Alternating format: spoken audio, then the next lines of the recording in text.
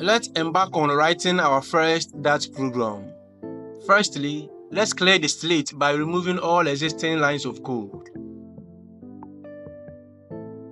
Upon attempting to execute the program after this cleanup, you will encounter a console error indicating the failure to compile to JavaScript due to the absence of a main method.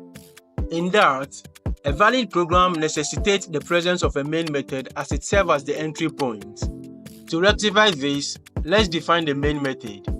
We begin by typing void main, open and closing parentheses, and open and closing curly braces.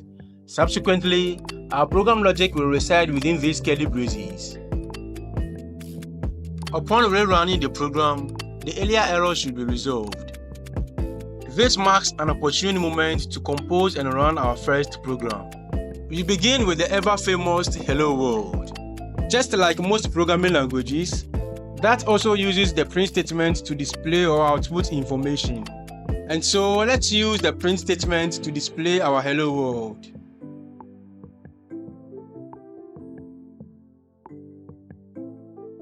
Upon execution, the output will be displayed in the output panel.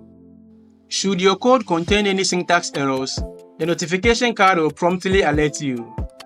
For instance, omitting a semicolon will trigger an error notification, which is usually accompanied by an explanation within the notification card.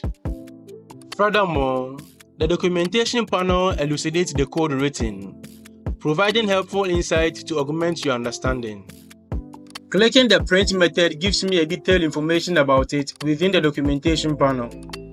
You can incorporate more print statements or lines of code. Just know that executes code in a sequential top-to-bottom manner.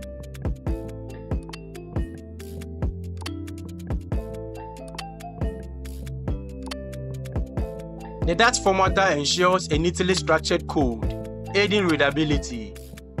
Such formatting adheres to the convention widely embraced by programmers, facilitating ease of understanding.